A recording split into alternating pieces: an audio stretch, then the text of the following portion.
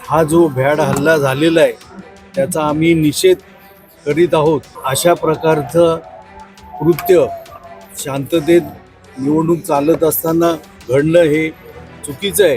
कोणाला काय वाटतं त्याच्यापेक्षा कायदा काय म्हणतो आणि सत्य परिस्थिती काय आहे हे पोलीस शोधून काढतील आणि ते सर्व जनतेसमोर येईल।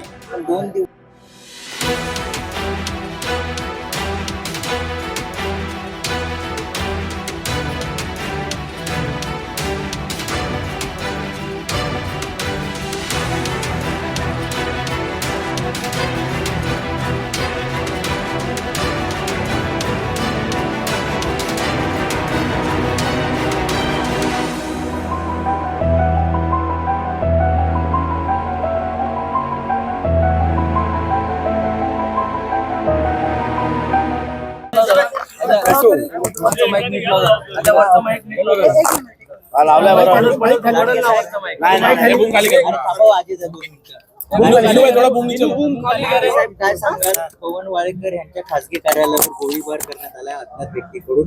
आपण देखील चौकशीची मागणी करण्यासाठी निवेदन देण्यात आलं।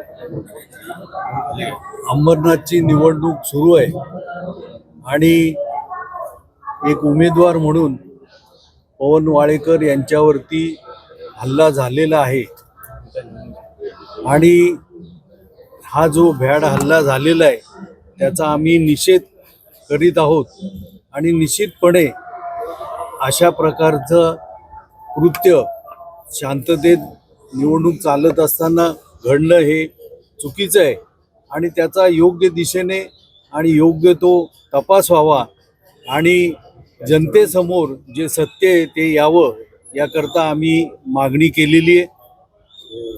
त्याच्या बाबतीमध्ये पोलीस योग्य तो तपास करतील आणि लवकरच न्याय देतील आणि सत्य उघडकीस आणतील याचा आम्हाला विश्वास आहे। साहेब, फिर्यादी वाळेकर कुटुंबाचं नाव घेते या प्रकरणामध्ये त्यांचा आता कोणाला काय वाटतं त्याच्यापेक्षा कायदा काय म्हणतो आणि सत्य परिस्थिती काय आहे हे पोलीस शोधून काढतील आणि ते सर्व जनतेसमोर येईल।